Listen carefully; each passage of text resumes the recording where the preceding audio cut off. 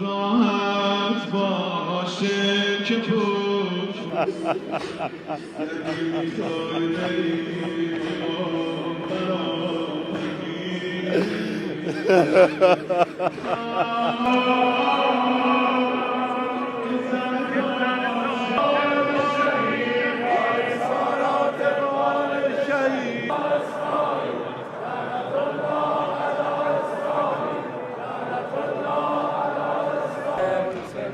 حسین یا حسین وای حسین وای تو رو گرفتم حس عجیبی دارم. من زمانی که پدرم فوت شد اینقدر گریه نکردم زمانی که حضرت آقا شهید شدم.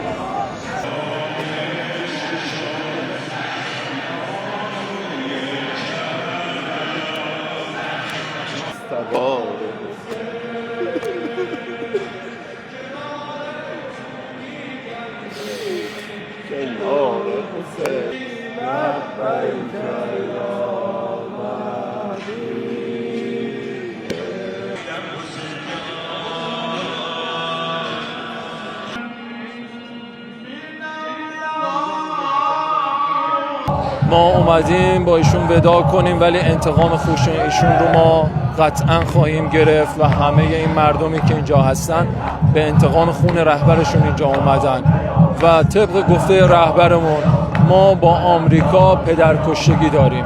هیچ وقت رابطه ما و آمریکا خوب نخواهد شد.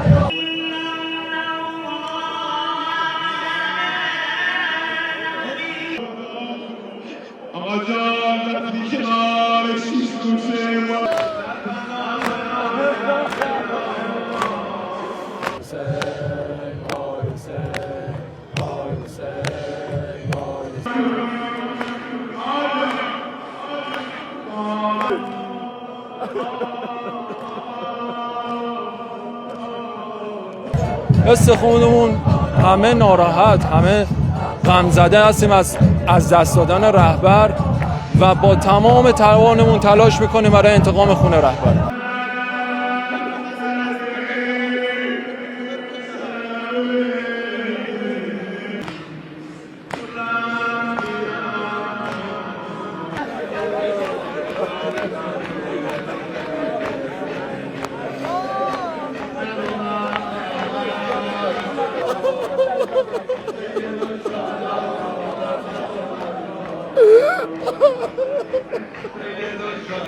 آمریکا ببین یه چیز بگم، یه ابرقدرته، یه چیزایی میخواد، اما من اعتقاد دارم یه چیزایی باید بدیم، چون خودمون 2 دقیقه جای آمریکا بذاریم. یه چیزایی میخواد، یه چیزایی باید بدیم، وگرنه مسئولین ما رو هوا میزنه. مسئولین ما باید فکر خودمون نباشیم، یه مقدارم فکر مسئولین باشیم.